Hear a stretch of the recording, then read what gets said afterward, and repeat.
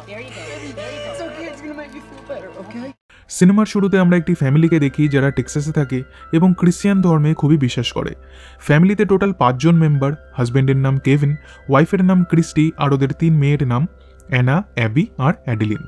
Kevin এখানে একটা পশু চিকিৎসালয় চালায়, তবে ওদের বাড়িটাকে বন্ধক রেখে সেই টাকায় টেক্সাসের সবথেকে বড় পশু চিকিৎসালয় খুলেছে। সেখানে সমস্ত রকম পশুর চিকিৎসা করা হবে।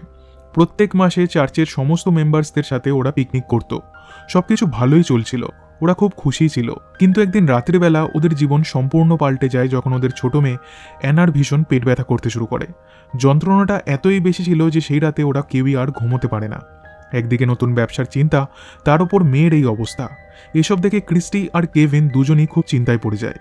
কয়েকদিন কেটে যায়, কিন্তু অনেকগুলি আলাদা আলাদা ডাক্তার দেখানোর পরও অ্যানা কিছুতেই সুস্থ হয়ে উঠছিল না। তাই ক্রিস্টি ওকে অন্য শহরে একটা স্পেশালিস্ট ডাক্তার দেখাতে নিয়ে যায়। ডাক্তার অ্যানাকে ভালো করে চেক আপ করে বলেন অ্যানার ইন্টেস্টাইনে কিছু সমস্যা দেখা দিয়েছে, যার ফলে ও খাবার হজম করতে পারছে না। তবে ট্রিটমেন্ট চলাকালীন অ্যানাকে খুবই স্ট্রিক্ট একটা ডায়েট ফলো করতে হবে, আর তাতে ওকে বাইরের যে কোনো জাঙ্ক ফুড খেতে বারণ করা হয়। কেভিন আর ক্রিস্টি যথাসাধ্য চেষ্টা করে এই ডায়েট ফলো করার আর অ্যানার যত্ন নেওয়ার। কিন্তু দিনের পর দিন অ্যানার অস্বস্তি আর যন্ত্রণা বাড়তেই থাকে। এক রাতে যন্ত্রণা এতই বেশি হয় যে অ্যানা চিৎকার করে কাঁদতে শুরু করে। তখন ওরা সবাই মিলে ওকে হাসপাতালে নিয়ে যায়। আর আজকে অন্য একজন ডাক্তার অ্যানাকে দেখতে আসেন। এই নিয়ে 4 বার ওনারা অ্যানাকে সেম ট্রিটমেন্ট করছিলেন। কিন্তু ক্রিস্টি বলে, আপনারা হয়তো ভুল চিকিৎসা করছেন, আপনারা যা সন্দেহ করছেন হয়তো সেই রোগ অ্যানার হয়নি, তাই আপনারা আরও অন্য কোনো টেস্ট করে দেখুন, নয়তো অন্য কোনো ডাক্তারকে ডাকুন। কিন্তু এই ডাক্তারটা ক্রিস্টিকে কোনো গুরুত্ব দেয় না। তখন ক্রিস্টি চিল্লিয়ে বলে, আমি যতক্ষণ না জানতে পারছি আমার মেয়ের ঠিক কী রোগটা হয়েছে, ততক্ষণ আমি এই হাসপাতাল ছেড়ে কোথাও যাব না। এবার কোনো উপায় না থাকায় ওরা অ্যানার আরও কিছু টেস্ট করে। এর কিছুক্ষণ পর এই হাসপাতালের শিশু বিশেষজ্ঞদের হেড এসে ক্রিস্টিকে বলে, your daughter is suffering from complete abdominal obstruction. যদি এটা সম্পূর্ণভাবে ঠিক না করা হয় কিংবা এর কোনো ভুল চিকিৎসা হলে আপনার মেয়ে মারা যাবে। এরপরই অ্যানাকে একটা এমার্জেন্সি সার্জারির জন্য তৈরি করা হয়। তাতে অ্যানার খুব যন্ত্রণা হচ্ছিল, আরও খুব কাঁদছিল। এসব দেখে ক্রিস্টিও আর নিজেকে সামলাতে পারে না, ও কান্নায় ভেঙে পড়ে। সার্জারির পর ডাক্তার ক্রিস্টি আর কেভিনকে ডেকে বলে, আপনাদের মেয়ের ইন্টেস্টিনাল মোটিলিটি ডিসঅর্ডার হয়েছে, যার কোনো চিকিৎসা হয় না। তবে ওর যন্ত্রণা কিছুটা হলেও কম করার জন্য আমরা ওকে কিছু ওষুধ দিয়েছি। এখন আপনারা ওকে বাড়ি নিয়ে যান। এরপর বাড়িতে আসার পর সবাই অ্যানাকে নিয়ে ব্যস্ত হয়ে পড়ে। সবাই মিলে ওর খুব কেয়ার করে। পেনকিলারের ফলে অ্যানার যন্ত্রণা কিছুটা কম হলেও দিনের পর দিন ওর পেটটা অস্বাভাবিকভাবে ফুলে যাচ্ছিল, যা দেখে ক্রিস্টি আরোই চিন্তায় পড়ে যায়। ও বস্টনের একজন স্পেশালিস্ট ডাক্তারের অ্যাপয়েন্টমেন্ট নিতে চেষ্টা করে, কিন্তু ডাক্তারটি খুবই বিজি আর অনেক পেশেন্টের লাইন থাকার ফলে কিছুতেই অ্যাপয়েন্টমেন্ট পাওয়া যাচ্ছিল না। তবে ক্রিস্টি জানে এভাবে একদিন করে অ্যানার দিন শেষ হয়ে আসছে, ও হয়তো আর বেশি দিন নেই। চার্চে গিয়ে সবাই অ্যানার জন্য প্রে করছিল, কিন্তু তারপরও ক্রিস্টি যেন গডের ওপর থেকে ভরসা হারিয়ে ফেলছিল। অ্যানাকে খুশি করার জন্য কেভিন ওকে একটা পাপি এনে দেয়। ওরা ওর নাম রাখে নেপোলিয়ান। কিন্তু ক্রিস্টি এতে রেগে যায়, কারণ এবার ওকে পাপিটারও দেখাশোনা করতে হবে। আর ক্রিস্টি এত কাজ একা করতে পারছিল না। বাড়িতে সবার মধ্যে ধীরে ধীরে দুশ্চিন্তা বাড়তেই থাকে। কেভিন আর ক্রিস্টি এখন যে কোনো ছোটোখাটো ব্যাপার নিয়েও ঝগড়া করে। একদিন তো রাগের বশে ক্রিস্টি বলেই দেয় যে ও আর কোনোদিন চার্চে যাবে না। 3 মেয়ের মধ্যে অ্যাডেলিন সব থেকে বড়। সে তার বাবা মায়ের কষ্টটা বুঝতে পারছিল, তার উপর অ্যানার জন্য ও খুব চিন্তিত ছিল। অ্যাডেলিন গডের কাছে প্রে করে যাতে অ্যানা খুব তাড়াতাড়ি ঠিক হয়ে যায়, কিন্তু এর 2 দিনের মধ্যেই অ্যানার শরীর আরও বেশি খারাপ হয়ে যায়। তখন ক্রিস্টি কোনো অ্যাপয়েন্টমেন্ট ছাড়াই অ্যানাকে নিয়ে বস্টনে যায় ডাক্তার দেখাতে। কিন্তু অ্যাপয়েন্টমেন্ট ছাড়া তো ডাক্তার অ্যানাকে দেখবেন না। তখন ক্রিস্টি রিসেপশনিস্টকে বোঝানোর অনেক চেষ্টা করে যে অ্যানার অলরেডি চিকিৎসা চলছে, কিন্তু তাতে কোনো লাভ হচ্ছে না। অ্যানা ভীষণ যন্ত্রণা সহ্য করছে, যেটা ওর মতো একটা বাচ্চা মেয়ের পক্ষে খুবই কষ্টদায়ক। তাই ওরা ডক্টরকে দেখাতে টেক্সাস থেকে বস্টনে ছুটে এসেছে। রিসেপশনিস্ট ক্রিস্টিকে সহানুভূতি তো দেখায়, কিন্তু ও কোনো হেল্প করতে পারবে না, ওর হাতে কিছুই নেই। অ্যানাকে ওর অ্যাপয়েন্টমেন্ট ডেটের জন্য অপেক্ষা করতেই হবে। ক্রিস্টি এখন নিরুপায়। অ্যানাকে নিয়ে ও এখন কি করবে বুঝে উঠতে পারে না। এরপর লাঞ্চ করার জন্য ওরা একটা রেস্টুরেন্টে গেলে সেখানে অ্যাঞ্জেলা নামক এক ওয়েট্রেসের সাথে ওদের পরিচয় হয়। অ্যাঞ্জেলা যখন জানতে পারে যে এরা টেক্সাস থেকে এসেছে আর বস্টনে এদের থাকার কোনো জায়গা নেই, তখন অ্যাঞ্জেলা ওদেরকে নিজের বাড়িতে নিয়ে যায়। আর অ্যানার মন ভালো করার জন্য ওদেরকে ঘুরতেও নিয়ে যায়। অ্যানার ভীষণ ইচ্ছে ছিল এখানকার অ্যাকোরিয়ামটা দেখার, তাই অ্যাঞ্জেলা ওদেরকে সেখানে নিয়ে গেলে অ্যানা তো ভীষণ খুশি হয়। কিছুক্ষণের জন্য ও নিজের অসুস্থতার কথাটাও ভুলে যায়। এই সময় ক্রিস্টির কাছে ডাক্তারের অফিস থেকে একটা কল আসে। ওনার অ্যাসিস্ট্যান্ট বলে অ্যানার সিরিয়াস কন্ডিশনের কথা ভেবে ডাক্তারবাবু অ্যানার জন্য স্পেশালি আলাদা করে সময় বের করেছেন, উনি কাল অ্যানাকে দেখবেন। এই কথাটা শুনে ক্রিস্টির চোখে জল চলে আসে। ও আবারও গডের ওপর ভরসা করতে শুরু করে এবং আশা করে এবার হয়তো অ্যানা সম্পূর্ণ সুস্থ হয়ে উঠবে।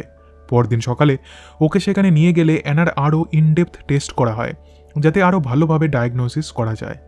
ডক্টর নেরকো খুবই স্পেশাল একজন ডাক্তার। ছোট ছোট পেশেন্টসদের সাথে কথা বলার জন্য ওনার এক ইউনিক টেকনিক আছে। উনি হেসে মজা করে এমনভাবে বাচ্চাদের সাথে কথা বলেন তাতে বাচ্চারা ভুলেই যায় যে ওরা ডাক্তার দেখাতে এসেছে। কিন্তু ক্রিস্টির সাথে কথা বলার সময় উনি খুবই সিরিয়াস হয়ে ওঠেন। উনি বলেন অ্যানা এমন একটা রোগে আক্রান্ত যার ওষুধ আজ অবধি বের হয়নি। মেডিকেল সায়েন্স এর ওপর রিসার্চ তো করছে, কিন্তু কবে তারা সফলতা পাবে তার কোনো ঠিক ঠিকানা নেই। আমি ওকে কিছু পাওয়ারফুল পেনকিলার দিতে পারি, তাতে ওর ব্যথাটা অনেকটাই কন্ট্রোলে থাকবে। আর আপনি চাইলে আমি ওকে সুস্থ করে তোলার একবার চেষ্টা করেও দেখতে পারি, কিন্তু তাতে অনেক টাকা খরচ হবে। আর যতদিন ট্রিটমেন্ট চলবে প্রতি 6 মাস অন্তর অ্যানাকে আমাদের হাসপাতালে নিয়ে আসতে হবে। আমরা ওর থরলি চেক আপ করবো, আর এটাও লক্ষ্য রাখবো ওষুধগুলির ফলে ওর কোনো সাইড এফেক্ট হচ্ছে কিনা। এবার আপনি ভেবে দেখুন। ক্রিস্টি গিয়ে কেভিনের সাথে এই ব্যাপারে আলোচনা করে। ওদের আর্থিক অবস্থা ভালো না হওয়া সত্ত্বেও ওরা অ্যানার চিকিৎসা চালিয়ে যাবে বলে ঠিক করে। খরচা সামাল দিতে কেভিন ওর স্বাদের মোটর বাইকটাকেও বিক্রি করে দেয়। এদিকে ক্রিস্টি গডের ওপর বিশ্বাস হারিয়ে ফেলেছিল। প্রে করার জন্য ও আর চার্চে যায় না। ফাদার ওকে অনেক বোঝানোর চেষ্টা করেন, কিন্তু ক্রিস্টি ওনার কোনো কথাই শুনতে চায় না। এর 1 মাস পর ডক্টর নেরকোর কাছে অ্যানাকে চেক আপ করাতে নিয়ে গেলে উনি অ্যানার ওপর আরও অনেকগুলি পরীক্ষা নিরীক্ষা করে দেখেন। এই সময় অ্যানার সবুজ রঙের বমি হতে শুরু করে। ক্রিস্টি তা দেখে খুবই চিন্তায় পড়ে যায়, কিন্তু ডক্টর বলেন এটা জাস্ট ওষুধের সাইড এফেক্ট। ওনারা কিছুদিন অ্যানাকে এই হাসপাতালেই রাখবেন। তারপর অ্যানা কিছুটা ঠিক হলেই সে তার বাড়ি ফিরে যেতে পারবে। অ্যানার রুমমেটের সাথে ওর বন্ধুত্ব হয়ে যায়। এই মেয়েটির ক্যান্সার হয়েছে। অ্যানা ওকে বলে আমি গডের ওপর খুব ভরসা করি, তুমি চিন্তা করো না, তোমার কিচ্ছু হবে না, আমি তোমার জন্য প্রে করব। এই বলে অ্যানা ওকে নিজের লকেটটাও দিয়ে দেয়। সেই রাতে পেইন কিলারে কোনো কাজ দেয় না। ব্যথার চোটে অ্যানা সারা রাত কাতরাতে থাকে। অ্যানা এবার হাঁপিয়ে গিয়েছিল, ও আর সহ্য করতে পারছিল না। ওর মাকে বলে এবার আমি মরে যেতে চাই, তাহলে আমি হেভেনে যেতে পারবো, যেখানে কোনো রকম ব্যথা যন্ত্রণা কষ্ট কিছুই নেই। সেখানে গেলে আমি শান্তি পাবো। তখন ক্রিস্টি ওকে শান্ত করার জন্য ওকে জড়িয়ে ধরে ওর সাথেই শুয়ে থাকে। অ্যানার কন্ডিশন আরও বেশি সিরিয়াস হয়ে গেছে জানতে পেরে কেভিন আর ওর মেয়েরা বস্টনে যাওয়ার জন্য বেরিয়ে পড়ে, কিন্তু এয়ারপোর্টে টিকিট কেনার সময় পেমেন্ট করতে সমস্যা দেখা দেয়।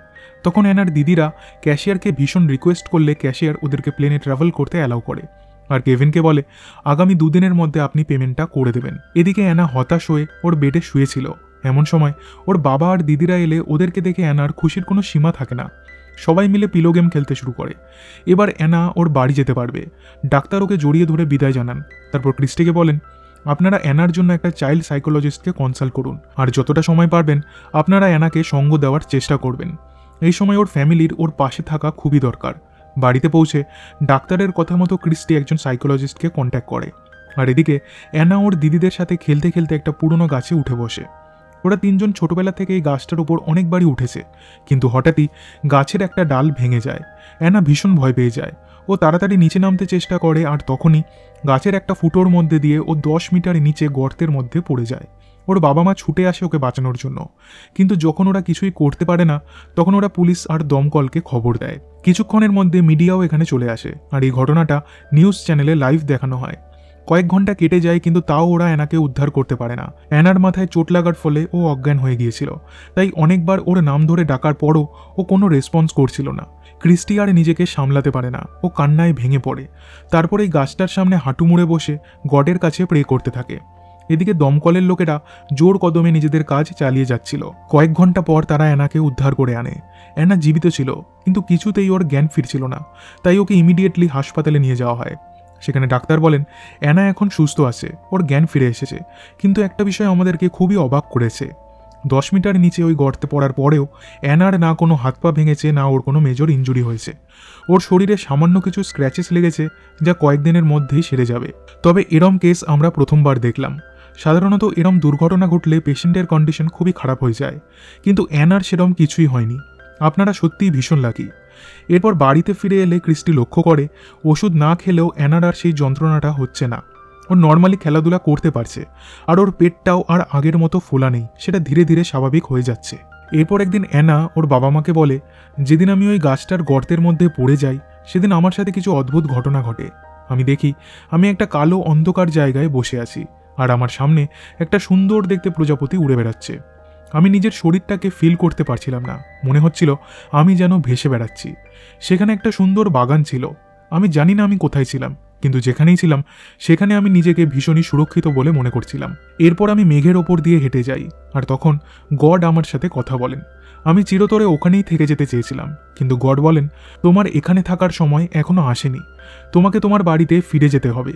সেখানে তোমার বাবা মা, তোমার দিদিরা তোমার জন্য অপেক্ষা করছেন।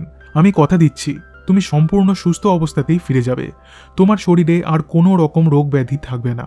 অ্যানার বাবা মা অ্যানার কথায় বিশ্বাস করতে পারছিল না, তাই ওরা ঠিক করে এই ব্যাপারে ওরা এখন কাউকে কিছুই জানাবে না। ক্রিস্টি ওকে আবারও বস্টনে নিয়ে যায় ডাক্তারকে দেখানোর জন্য। ডাক্তার ওর চেক আপ করে নিজেই অবাক হয়ে যান। উনি বলেন, আমি তো বুঝতেই পারছি না যেই রোগের কোনো চিকিৎসাই নেই সেই রোগ নিজে থেকে কিভাবে সেরে গেল। এটার একটা বৈজ্ঞানিক ব্যাখ্যা খোঁজার চেষ্টা করছি, কিন্তু মেডিকেল সায়েন্সে এর কোনো উত্তরই নেই। অ্যানার সাথে যা ঘটেছে তা একটা সম্পূর্ণ মিরাকেল। গড আপনাদের মেয়েকে বাঁচিয়েছেন, যা করেছেন উনিই করেছেন, আমি নিজে কিছুই করিনি। অ্যানাকে সুস্থ অবস্থায় দেখে ডাক্তার খুবই খুশি হন, আর উনি ওদেরকে এবার হাসি মুখে বিদায় জানান, কারণ চিকিৎসার জন্য ওদেরকে আর বস্টনের এই হাসপাতালে আসতে হবে না। অ্যাঞ্জেলা এতদিন ধরে ওদের জন্য যা যা করেছে তার জন্য ক্রিস্টি আর অ্যানা ওকে ধন্যবাদ জানিয়ে টেক্সাসে ফিরে আসে। অ্যানার খবরটা নিউজে দেখানো হলে রাতারাতি ও পপুলার হয়ে যায়। ক্রিস্টি আবারও গডকে ভরসা করতে শুরু করে এবং চার্চে গিয়ে সমস্ত লোকজন আর মিডিয়ার সামনে ও অ্যানার স্টোরিটাও এক্সপ্লেন করে। তবে কয়েকজন সাংবাদিক ক্রিস্টির কথা বিশ্বাস করতে চান না। ওরা বলেন, হয়তো অ্যানার সেরকম কোনো দুরারোগ্য ব্যাধি হয়ইনি, ডাক্তার হয়তো ভুল ডায়াগনোসিস করেছিল, তাই অ্যানা নিজে নিজেই সুস্থ হয়ে উঠেছে। কিন্তু তখনই ভিড়ের মধ্যে থেকে একটি লোক বেরিয়ে আসেন। বস্টনের হসপিটালে যে মেয়েটি অ্যানার রুমমেট ছিল, ইনি হচ্ছেন তার বাবা। উনি বলেন, আমার মেয়ে ক্যান্সারে ভুগছিল, ও এতটাই কষ্ট পাচ্ছিল যে ও আর বাঁচতে চাইছিল না। আমরাও সব আশা ছেড়ে দিয়েছিলাম, কিন্তু অ্যানা আমার মেয়েকে ভরসা দেয়। অ্যানা নিজের লকেটটা আমার মেয়েকে দিয়ে বলেছিল, গডের ওপর বিশ্বাস রাখো, উনি তোমার কোনো ক্ষতি হতে দেবেন না। আজ আমার মেয়ে সম্পূর্ণ সুস্থ। আপনারা চাই বিশ্বাস করুন চাই না করুন, আমি এখন বিশ্বাস করি যে গড সত্যিই আছেন। উনি নিজে তো আমাদের সামনে আসেন না, কিন্তু বিভিন্ন রূপ ধরে আমাদেরকে দেখা দেন। সেদিন যেমন অ্যানার রূপ ধরে আমার মেয়েকে দেখা দিয়েছিলেন, আর উনি আছেন বলেই এই সকল মিরাকেল সম্ভব হয়, আর আমরা আমাদের পরিবারকে নিয়ে শান্তিতে এই পৃথিবীতে বসবাস করতে পারি। এসব শুনে এখন সবাই গডকে বিশ্বাস করতে শুরু করে, আর ক্রিস্টি এই লোকটিকে ধন্যবাদ জানায়, কারণ উনি বস্টন থেকে টেক্সাসে এসেছেন শুধুমাত্র অ্যানাকে সাপোর্ট করার জন্য। এরপর অ্যানার পুরো ফ্যামিলি একসাথে বসে পিৎজা খায়। এতদিন ধরে জাঙ্ক ফুডের থেকে দূরে থাকার পর পিৎজা দেখে অ্যানার মুখে জল চলে আসে। খাওয়ার আগে ওরা সবাই গডের কাছে প্রে করে যাতে ওরা এভাবেই সুখে শান্তিতে একসাথে বসবাস করতে পারে। আর এরই সাথে সিনেমাটি এখানে শেষ হয়ে যায়।